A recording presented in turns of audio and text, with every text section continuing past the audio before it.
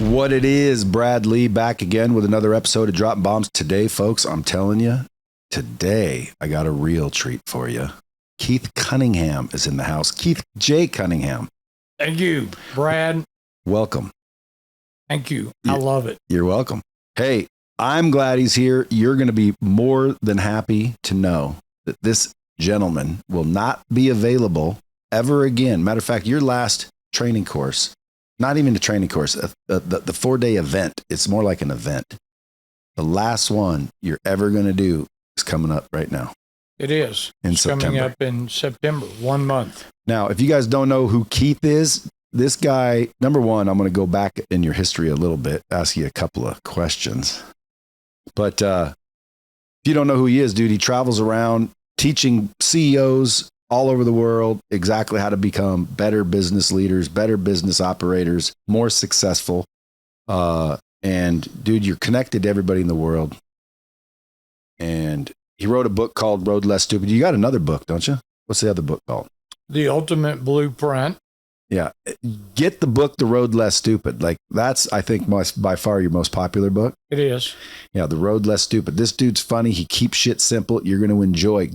I would say someplace safe so you're not driving. Get out a pen and a piece of paper because we're about to freaking drop some bombs up in this bitch. Now, I know you've never heard the show. Whenever you say something that I think everyone needs to pay attention to, I just drop a little bomb. And dropping bombs simply is me and you shooting the shit, hopefully solving some of their problems out there. Because a lot of people have the same problems in business. Wouldn't you agree? I do. I think there's, first of all, thank you. Thank you for supporting us and thank you for having me on this program. I think there's a big difference between making money and keeping money. I think that if I ask the question, which I have thousands of times, tens of thousands of times, the question is, how much money would you have right now if I gave you the ability to unwind any 3 financial decisions you've ever made? And what most people tell me is, oh my God, Keith, I would have double, triple, 10 times, 100 times more money. It turns out that the key to rich is not making it. The key to rich is keeping it. If I could just make a couple of fewer mistakes, looking back at my own career, if I could have just avoided a little bit of dumb tax where I do something stupid and it costs me some money, if I could have dodged a couple of bullets, most of which I pulled the trigger. So I'm the one who caused the problem. Don't let that bother you. Yeah, no, little no unpreparedness is all. We've done this before, right? Dude, the bombs that you're dropping right now are going to be like carpet bombs if I hit a bomb button every time you're done talking, because I can tell already it's just going to be nonstop. I should just change it to. But the dumb tax, explain what that is to people. Dumb tax is when you do something stupid and it costs you some money. I think when I look back at my own career, which is in the twilight stages at this point, there's 3 common denominators to all of my dumb taxes. In fact, there's 3 common denominators to the mistakes that I've made. And they are excessive optimism. That's number 1. Number 2, unexamined assumptions, stories that I tell myself that probably aren't true. And number 3, ignored risk. Excessive optimism, unexamined assumptions, ignored risk. And I think when most people look at the dumb things they do, it's not that they aren't smart. It's just that they were excessively optimistic. They were overly enthusiastic. Few things are worse than running the wrong direction enthusiastically. Yeah, really, really fast. Yeah. That's funny. See, there's just another ball right there. How many people are doing that in the world? Most of them. I mean, look, I'm guilty of it. When I started Lightspeed, Keith, no one thought it would work. This was, by the way, like I started the industry. There was nobody doing it when I started in 1999. The internet was just barely coming out. Now, 20 years later, there's all kinds of players, billion-dollar players. And I'm thinking, dude, I started this before they started that. Like, I started the whole thing. It's awesome. I admire what you've done so much. But the only way I did it was that excessive optimism. Well, look, I mean, starting, so maybe this is a different way to say it. Takeoffs are optional. Landings are mandatory. Yeah.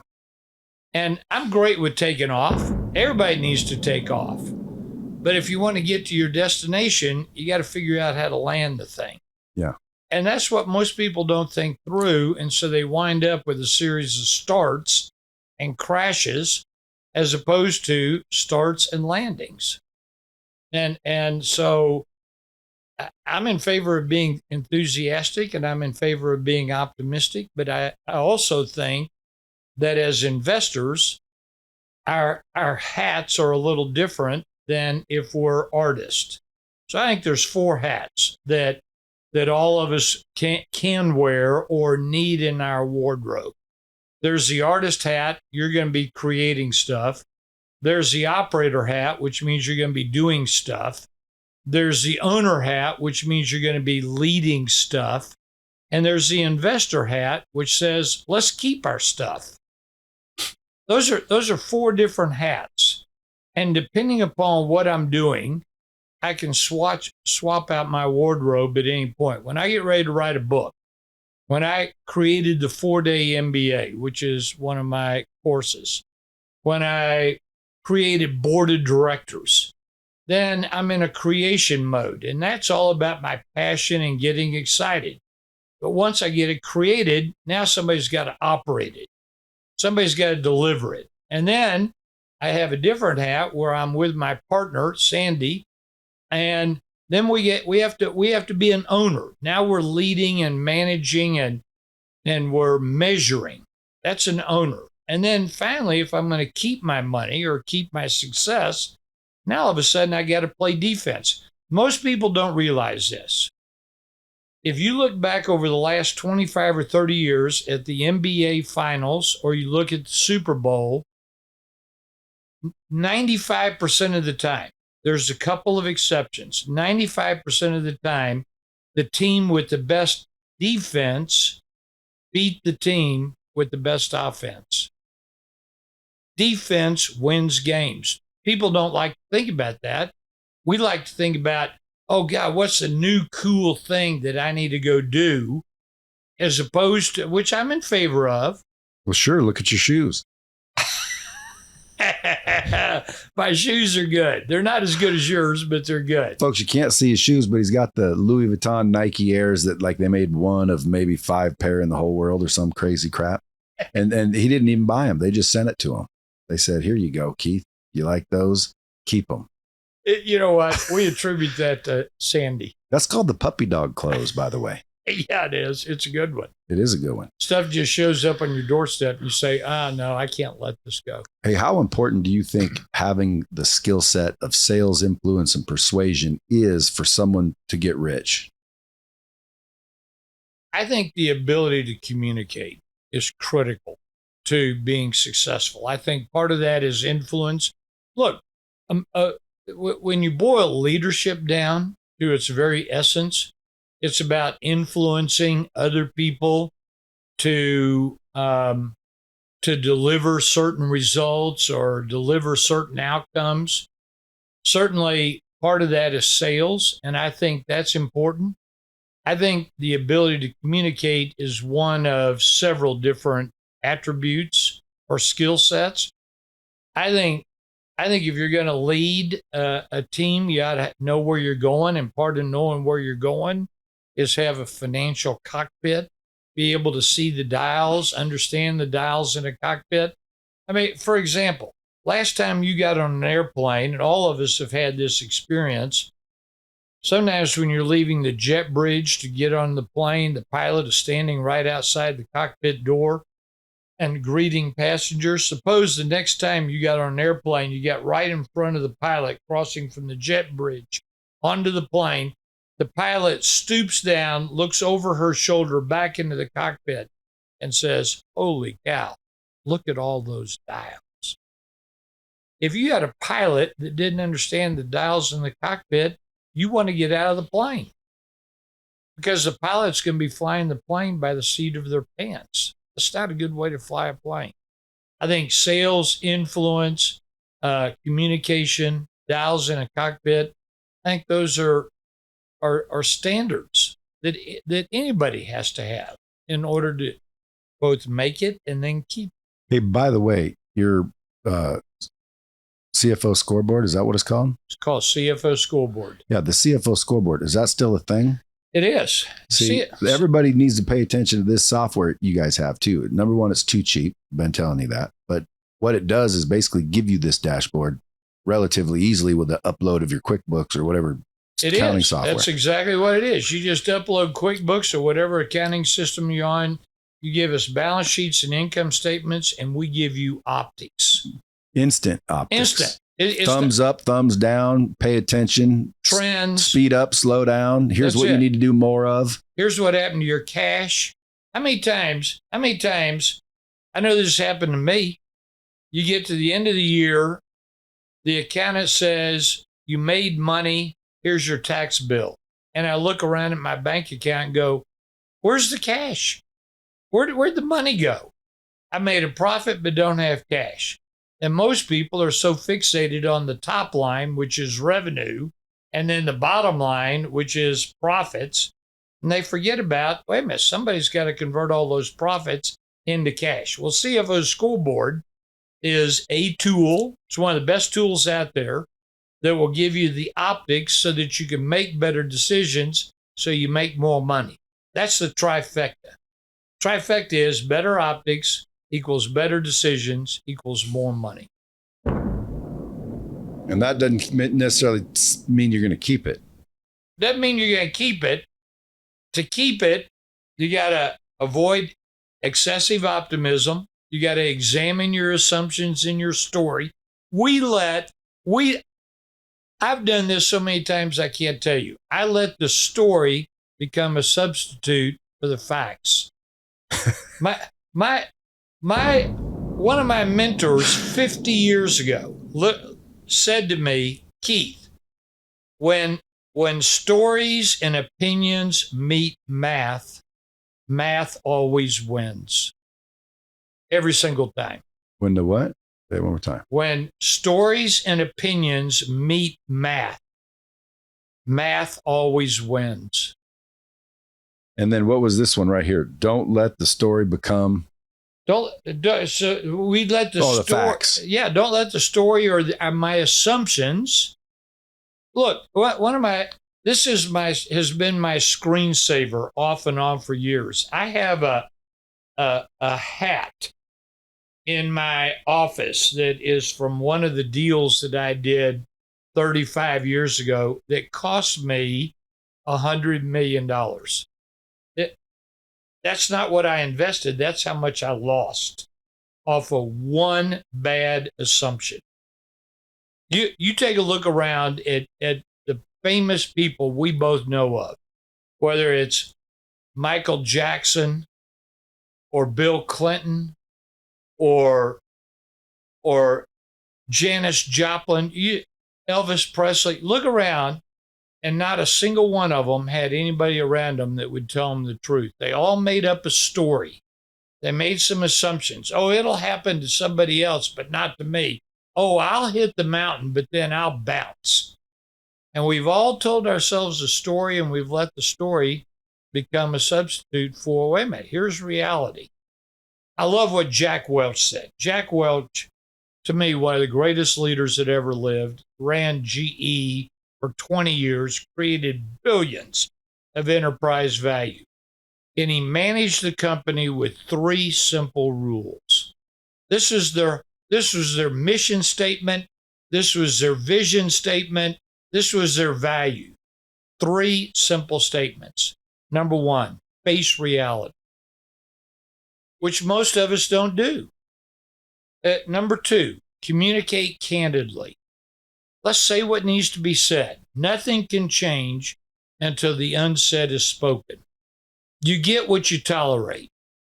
Why are we tolerating mediocrity? Let's say what needs to be said. Communicate candidly. Number 3, embrace change. Face reality. Communicate candidly. Embrace change.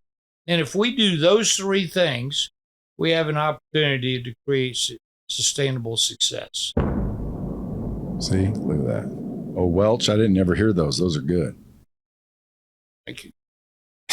I didn't make them up. I just read it. I can tell you, did you read all his books and biographies and all that? I did. He and Warren Buffett. Warren Buffett gets my attention for 2 reasons. What about Munger? I like Charlie Munger. I'm going to tell you why I like Charlie Munger. Charlie Munger and Warren Buffett have been partners for like 50 or 60 years. Warren is the great big partner. Charlie Munger is a little bitty partner. So that means that Warren can outvote Charlie on anything. And yet they're partners. And when they disagree, Charlie Munger will say to Warren Buffett, I'm right and you're smart. Go think about it. I love that. Reason I admire Warren Buffett is because he's old and he's been rich a long time. There's old people, there's rich people. There aren't that many old, rich people. And the reason is because they've made it and lost it, or they never made it to begin with. But if you can find someone who's made it, is keeping it, and is growing it, and at 91 or however old he is, he's over 90, the guy is still out there playing the game. And he's making smart choices. Have you ever met him? I have not ever met him. I've been You should buy some Berkshire Hathaway stock. We have for a long time. Well, then you go to those meetings they hold. We've been to the meeting, but there's 100,000 people at the meeting. So you don't get to. What if you bought a whole bunch of it? If you bought a whole bunch of Berkshire Hathaway, which today is only 375,000 a share. One share, 375,000. So you buy 100, 200 shares, you've got yourself a nice little pile. Indeed you do. Indeed you do. So let me ask you a question. So where'd you go to school? Like, go back to when you're like 15. Where are you going to school? At 15, I was in high school. I know, but where? Houston. Houston, Texas. Yeah, I grew up in Houston. Okay. So at some point you started to learn these lessons the hard way, or some way, shape, or form. You had mentors. You know what? I started, like a lot of kids, I started with mowing yards and washing cars and doing odds and ends chores. And when I was 12 years old, through a bizarre sequence of events, I started an egg business. My grandmother lived 30 minutes away from our house. She had a little farm. She had eggs. She had extra eggs. I bought those eggs from her, brought them back to our home in Houston, went around the neighborhood, sold eggs. Now, a lot of those people already knew me because I had a paper route. My dad saw that I was making money. I was making this like in 1962. I'm 12 years old. So for those of you doing the math, that means I'm 72 right now. And my dad recognized that I had this thing going with money. I like money. I like making money. I think being successful and being rich, one of the barometers of that is, okay, well, what's in your bank account? What do you got going on? So very early on, my dad gave me a book to keep track of my income, my expenses, my profits, my assets, and my cash. And it was a little accounting thing. And I would say that was a major influence. When I got finished with college, I went to University of Texas, got a couple degrees there, including an MBA, and got hired by some guys in Austin who really became my mentors. And Jack and Bob, both of them are gone now, but both of them had a major influence on my life. They happened to be in the cable television business, in the early 1970s, which was the wild, wild west. And it was capital intensive, so we had to raise a lot of money. I was on Wall Street all the time and doing deals at a very young age. And so I was very fortunate because I found some people that took me under their wing and guided my career, started my career. Sadly, I didn't always listen to them, and those were mistakes that I made. They were smart, smart men, great men. Now, you mentioned losing $100 million with one bad decision. What was the bad decision? Real estate. Real estate heated up in the 1980s. I became a pretty big player in our part of the world in Texas, and took on a lot of personal liability debt. The deal that killed me was I bought 400 acres at a major intersection in Austin and sold the center 100 acres to Melvin Simon, a mall developer. And my remaining 300 acres were going to be worth tons once the mall was done. I sold the center 100 acres to Simon, and through a bizarre sequence of events, the mall construction got delayed by a couple years. I didn't see that one coming. I made up a story and made an assumption that, yeah, they bought the land, they're going to break ground, they're going to build the mall. But they found an endangered species on that 100 acres, which means everything stopped for several years. And then there was an economic downturn that happened during that intervening 2 years. And the downturn was severe. And I was over leveraged. I thought that I was in good shape, but I had taken on an enormous amount of personal liability debt. And so when the downturn happened and the delay happened, I was over the tips of my skis. Yeah, but obviously and clearly, because you're a ridiculously wealthy individual today, so that's hitting the mountain and bouncing off. But it doesn't happen to everyone. It rarely. So if happens. someone were listening to this and they experience making a bad decision, what you're saying, I got to go back and look how you put it, but it was basically overestimating what you can do. I had too many noodles on the end of my fork. And when you do that, it gets really, really messy. Examine I made some assumptions. I told myself a story that wasn't true. Now that people do all day long, it just doesn't cost them that kind of dough. So that, and by the way, that wasn't just paper dough. That was real dough. That was real money. Most people wouldn't come back from that. They would live in a world of blah, and never come back. You're saying most people won't come back. Yeah. So I would say, Brad, that's the hardest thing I've ever had to do. By far, was to go through that kind of loss. My identity was tied to being successful. When I lost the success, I lost my identity. Now, when you were living at that level, because to lose 100 million, you had to have 100 million, and that's probably not all you had, right? You didn't lose it all. I lost it all. Okay, so even if you have 100 million in the first place, that's pretty awesome. How does it? What's it like living with that kind of dough? Were you scared to spend it, or were you? No. Or were you one of those guys that like put every dime into something? So you really were driving an old beat up truck like Warren Buffett. I wasn't driving a beat up truck, but on the other hand, if I subscribed to the theory erroneously. This is a mistake. That if I have capital, it needs to be working for me. I need to be invested. And that's actually wrong. The idea of having capital is not to have it working for you. The major idea is to make sure you don't lose it. Warren Buffett has 2 rules. Rule number 1, don't lose money. Rule number 2, see rule number 1. The key to being an investor is I want to be opportunistic And if there are no opportunities, do nothing. There's nothing wrong with doing nothing. I should be able to sit on the sidelines and do nothing for 3 years.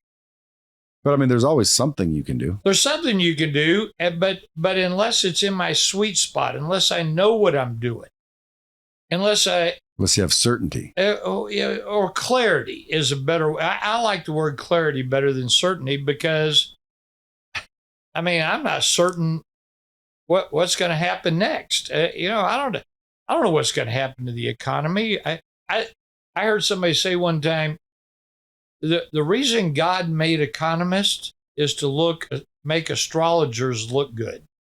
And I think that's true. I mean, if economists were so smart, they'd all be rich, and they're not, so it isn't. The key is, I don't know what's going to happen. How do I build in some amount of defense? I'm willing to be opportunistic, but I'm unwilling to go all in. And previously, I went all in, and that was a mistake. Got your bell rung, but good thing it didn't keep you down. Well, the reason it didn't is because the amount of work that I did during that time in order to sort myself out. I had a teacher during that time who taught me two really valuable things. The first one is going to be a little bit of a story, and the second one is a very pithy saying. The story is this teacher during my economic downturn, devastating, teacher said, Keith, this is like a halftime at a basketball game. And as you're trotting off the court, you're one of the players. To go to the locker room for halftime, you glance at the scoreboard, and the scoreboard says the score is 87-3. The other guy is winning. So you're in the locker room. What are you thinking about? And I said to my teacher, my mentor, I said, I'm thinking about how do I win this game? And my teacher said, that's the wrong question. The question is not how are you going to win this game? The question is, how are you going to play the second half? And that question, coupled with a very short statement, changed my life. And the very short statement is, hell on earth would be to meet the man you could have been. Whew. Whew.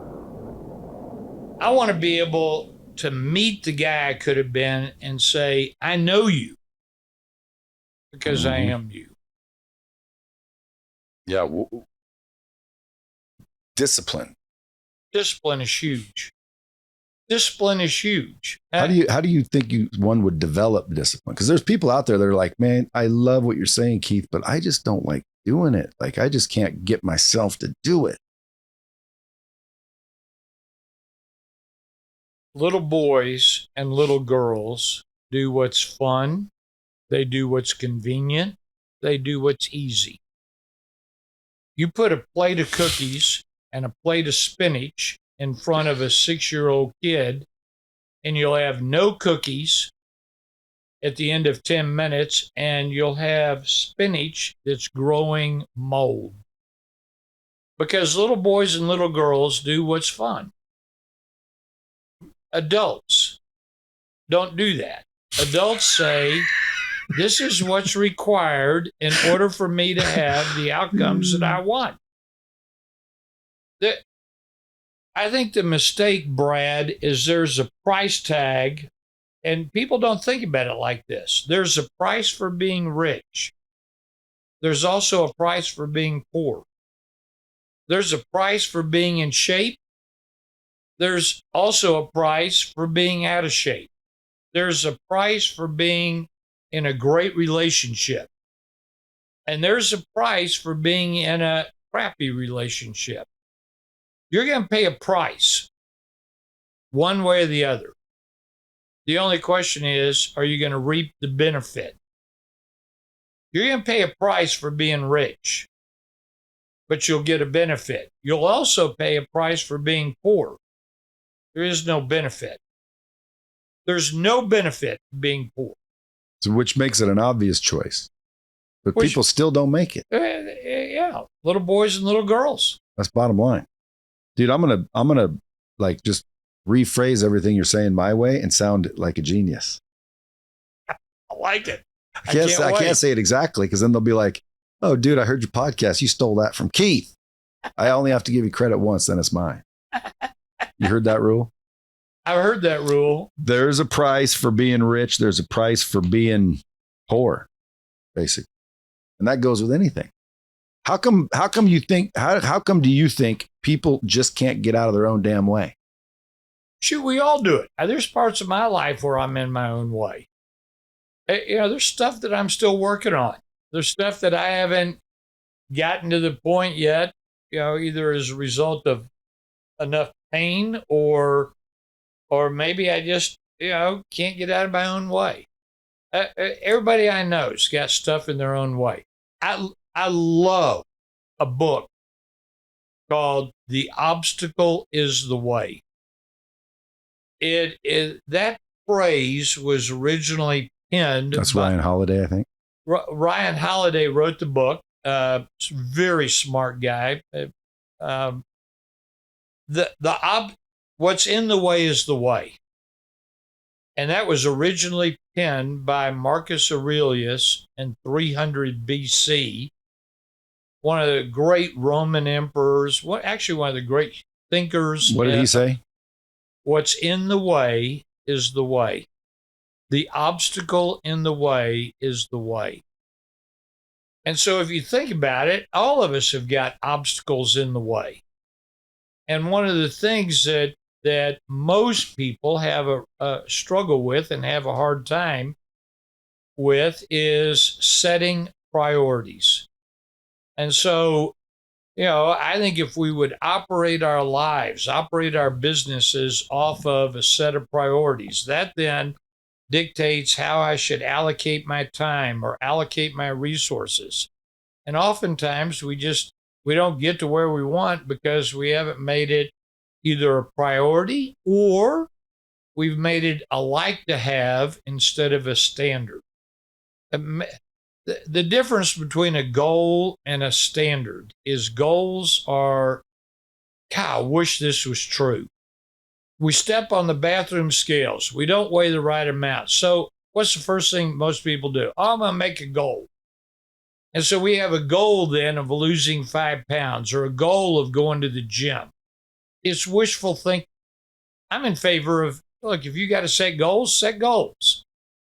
But I will tell you, your life will look a lot different if instead of setting goals, you would establish standards. This is non-negotiable. This is a standard of this is how it looks. And I don't tolerate deviations from the standard. Now, you've been practicing these things for a long time, correct? You've been teaching these things for a long time. Every year in Austin, Texas, you guys would pack this place filled with all kinds of people to learn this in 4 days. You call it the 4-day MBA. Problem is, by the time someone's listening to this podcast, you'll no longer do another one, which, by the way, were highly anticipated, constantly sold out, overbooked, and dude, you had to wait to get into them. There's probably, no exaggeration, tens of thousands of people, if not hundreds of thousands, that should have went that didn't. That's how many people packed into Austin. And by the way, how come you didn't ever just like stop a while ago? You've been rich for a long time, even though you lost a bunch of money at that point. And by the way, that was a long time ago, right? Long time ago. Yeah, because I've known you for quite some time, and I know that Sandy's been in Balenciaga since I've known you. You guys ain't hurting. So that means you bounced back, you came back and started eventually teaching people all over the country. Big people, smart people, paying big dollars to learn this shit. And you literally in 4 days teach them. And I went through it, folks, so I know what I'm talking about. I wish I could remember it all, which is why the VT is now unbelievable. But I know that it was unbelievable. You were teaching all kinds of things, how to look at a company, how to evaluate a company. I think it was Caterpillar was the exercise I got. And I was one of the right ones. Remember, I'm like, I'd buy that shit. And you're like, well, you would have been correct. But other people weren't buying it. So this 4-day MBA, that's now no longer available to anybody on planet Earth again, other than through a new virtual training system. How'd you invent all of those things? Just all of this knowledge that you've learned from mentors and coaches over the years. And then one day you said, let me just document this shit. Because the way you put things in there gets everybody to quickly understand way more easily. And I think people, by listening to you right now, understand like how you do that. There's the way you say things. Like it's almost like you thought about the way to say it for years before you said it, and you cut out all the unnecessary words to where it hits you right in the frickin' forehead and turns on light bulbs. How did you do that?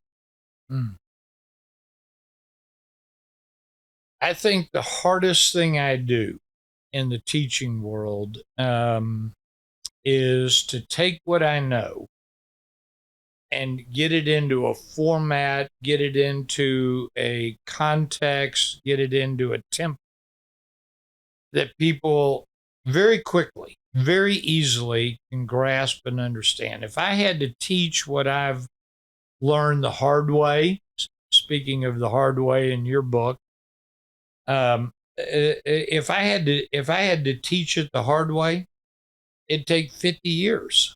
How do I take that? For the last 35 years, I have been documenting, just for my own, what I call an encyclopedia. And it's everything that I know about business or have learned, mistakes that I've made. And I've tried to document what does that look like. And at this point, my encyclopedia is 10,000 pages long. Just single space, document after document of here's things I've thought about, here's things that I've learned. I made a distinction maybe 20 years ago. And the distinction was there's a big difference between success and fulfillment. Success is getting what I want, and fulfillment is giving what I got.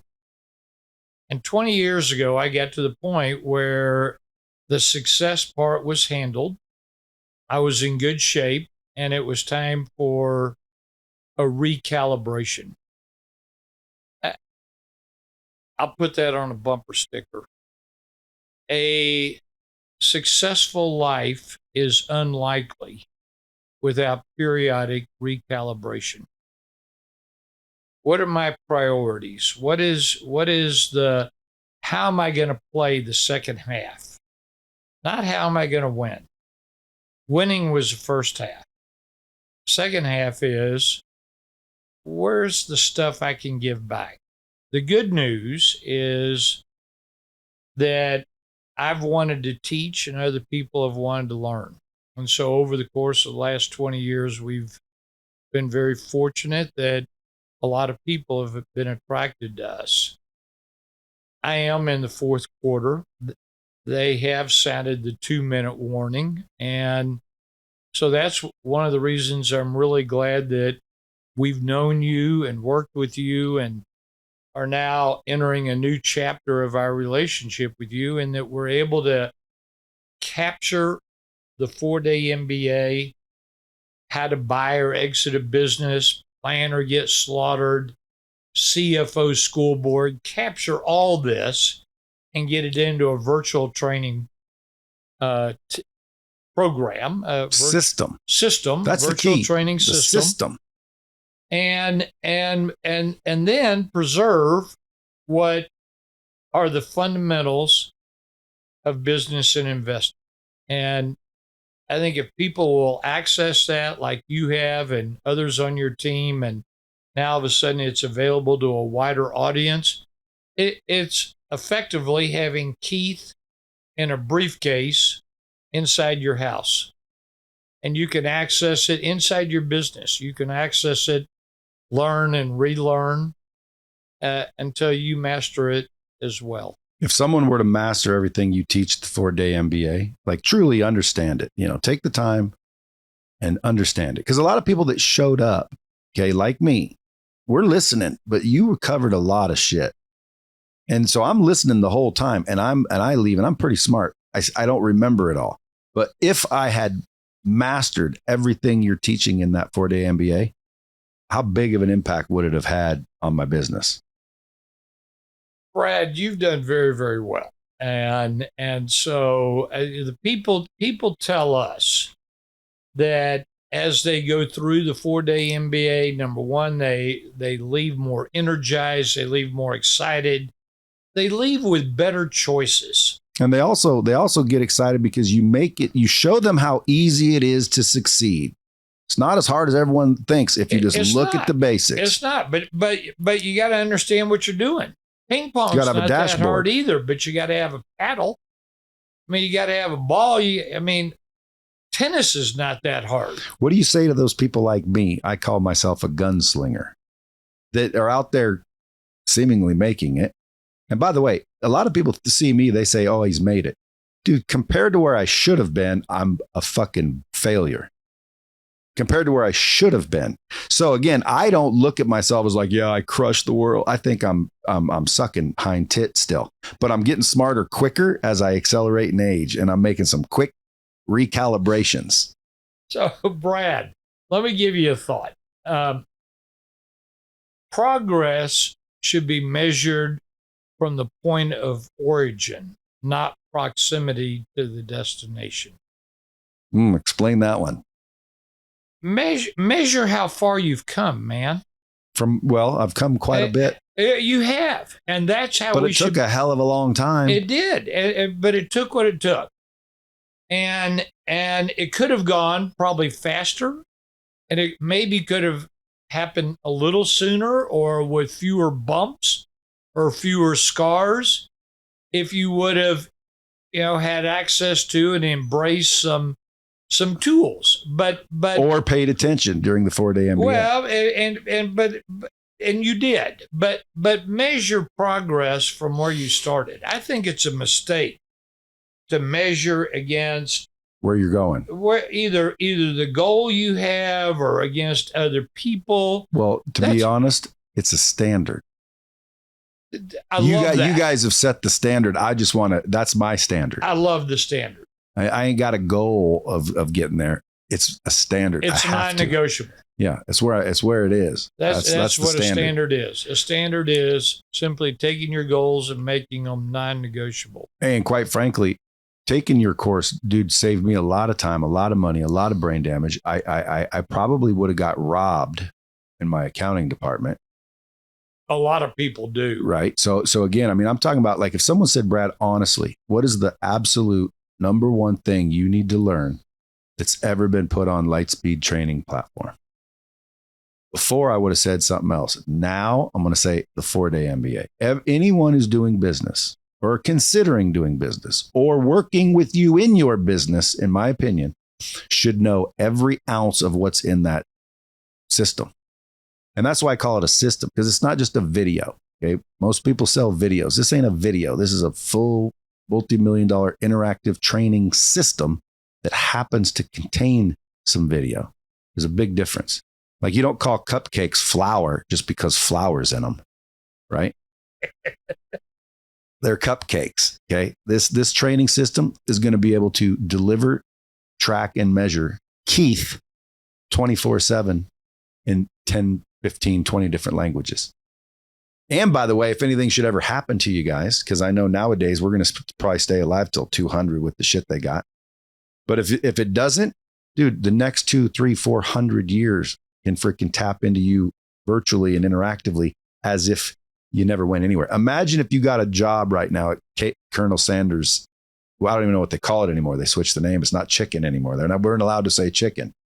Now it's just KFC. But just imagine if Colonel Sanders popped up and still onboarded every employee. So to me, because you have such a history of training, putting this in the can, like so to speak, dude, it's a national treasure. I believe, and I know that anyone that knows you or has been to that will also agree. The question I have is, how many people out in the world should have known Keith but doesn't know Keith? And that's technically, I mean, not to point fingers, but your fault. It's a big number. He doesn't have it. He doesn't have social media, guys. I mean, he might, and if you find him, he ain't answering. He ain't on it. He's running around. You guys have your life just dialed in right now, and that's why you're stopping the thing. Finally, you're just saying, dude, I'm done with it. I'm recalibrating. Yeah, but it's never. You've already decided though. You're not teaching that shit live again ever. I'm not. So if you didn't already go to that live 4-day thing in Austin, you're just out of luck. Other than now, thank God now. By the way. Thank God for Lightspeed and the work you're doing. Well, I'm just glad I could close you on it because, dude, you could have said, screw it. You don't need to do it. Brad, we were the easiest close you've ever had. Come on.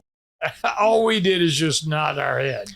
Well, we said, this is a great idea. And it is a great idea because it gives people access, I think, to fundamentals. And it's not only fundamentals, but it's fundamentals that you really can't get anywhere else. Especially delivered in a way that anybody can understand and enjoys listening to. Like people love you because the way you put shit. Yeah, it's all a combination. I'm glad they do. Well, I can tell you guys this. One of my favorite things that I've ever heard from one of our students is it's either or. Keith, I wish I would have met you 20 years ago, or I wish I would have met you $1 million ago. That's really what we do. We teach business skills and tools that people wish they would have had years ago or hundreds of thousands of dollars ago, where they didn't have to pay the dumb tax or waste a bunch of time. The truth is, most people spend the majority of their business career playing pin the tail on the donkey. Whack-a-mole. Yeah, they're hoping to get lucky. They think that the key is just come up with a new idea. The key is to stomp on the accelerator and grow it. No matter what. Growth, people tend to think growth is the answer to everything. And growth is wonderful. In fact, part of the 4-day MBA is, how do I grow my business? Most common question I've gotten, Keith, how do I grow my business and make more money? Well, that's the whole point of having an MBA. So I'm in favor of growing it. I'm just not in favor of growing a tumor. I go to the doctor just like you do. I went a month ago. And I've yet, in all of my years, have gone to the doctor and had the doctor say, Keith, all your problems would be solved if you would just gain 50 pounds. That has never happened. I don't want to grow the wrong thing. So let's optimize what we got. Let's understand what we got. Let's have a dashboard. Warren Buffett said it best. Warren Buffett said, if you can't read the scoreboard, you don't know the score. And if you don't know the score, you can't tell the winners from the losers. How do we tell the winners from the losers? How do we read the scoreboard so that we can make smart decisions? Strategy comes from the scoreboard. Strategy comes from the cockpit. How does the pilot know what to do? Reads the dials. Oh, we're going the wrong height. We're using too much fuel. We're off course. There's mountains in front of us. That's what the cockpit is designed to do. I teach people better optics so they can make better decisions. You bring clarity in a world of chaos. And like I always said, clarity in a world of chaos is gold. Clarity trumps. I think personally, and I'm not even saying this because I'm involved in it, every single person that's listening to this podcast or ever will listen to this podcast from now and in the future that has any ambition of owning, running a business or helping someone run a business needs to understand this information. By the way, if you want it, you go to mykeystothevault.com for the 4-day MBA. What about if they want the software, that CEO software? Because I can tell you guys right now, once you learn what this is, you're going to want the software he developed to just spit it all out for you. It's perfect for it. I mean, instantly, I would say for a startup business. CFOscoreboard.com. CFOscoreboard.com. And again, tell them the Bomb Squad Tell them the bomb squad. It's not because I get a commission. It's because I want them to know that coming on my podcast and sharing this knowledge was in exchange a good deal. Because who knows, you might sell 10,000, 100,000. There's shitloads of people that listen to this podcast. And by the way, folks, I don't see you out there on podcasts, and you're not like, trying to get publicity. This dude, like, if you know him, you're lucky to know him because he doesn't run around trying to get known. And yet you're still very well known. New York Times bestselling author, yada, yada, yada. You go to these business masteries every year as the freaking celeb because everyone goes there just for you anyway. You got the board of directors where people pay ridiculous amounts of money, but totally worth it to basically act as a group, a mastermind type of a group. A board, yeah. So would you allow anybody into those? Pardon me? Would you allow any more members of that? Yeah, it's an application process, and we still are willing to work with committed real business owners. Not real meaning you've got a business. Just because you're a startup doesn't mean you're not real, but we limit our boards to people that have a business and have problems. Something to work with. Something to work with. That's it. So if they did that, where would they find out about that? Events at keystothevault.com. Just email them. Yeah. Events. Just email at Keys to the Vault. At Keys to the Vault. Ask about our board. They're year long. Our problem is nobody leaves. They just stay. Our attrition rate is 5 or 6, 7% a year. And you're not going to allow unlimited people. Like, in other words, you highly are restricted. Yeah. Like, well, normally, dude, people get on podcasts to push and people are like, oh, he wants us to do that. Like, you don't necessarily want anyone to do it, but you're willing to look at some still. We are. I mean, it's one of the reasons we're not heavy into social media. I don't need the applause. Keep in mind, this is fulfillment, not success. I don't need more. Here's the thought. Why don't you give me some so you need more? Here's the thought. Here's the thought for you. And if this doesn't drop a bomb, nothing I've said will. More is more. Better is better. Sometimes more is better. But when more stops being better, that's enough.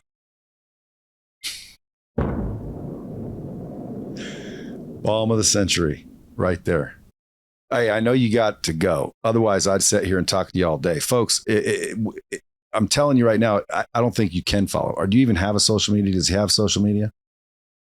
I know you can Google him and find him. Go get his book. Go get his software. Join the board of directors. Or if I were you, I would make sure you write this down. mykeystothevault.com.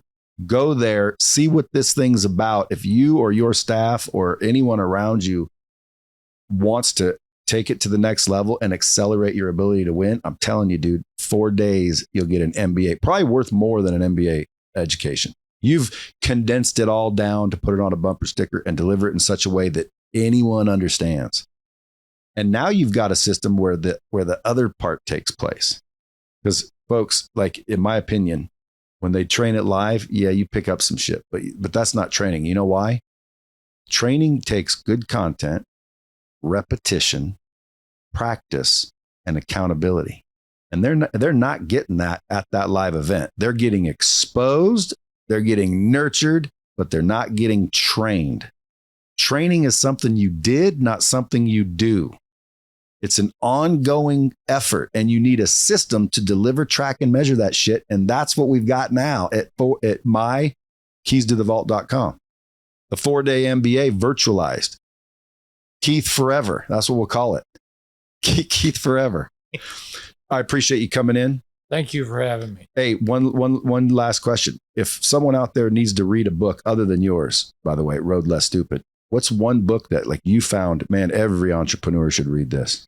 Good Strategy, Bad Strategy.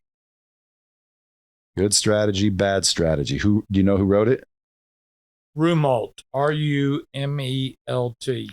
Guys, you heard it. And again, share this out, because if it wasn't for you, it might be for someone else. I'm telling you right now, this is exciting. By the time you're hearing this, it will be available, because we cannot release this right now as it's being recorded. So by the time you're hearing this, I would hang up right now and go to mykeys-to-the-vault.com or look at the links and shit. Maybe something's changed, but I'm pretty sure it's mykeys-to-the-vault.com. See you next time.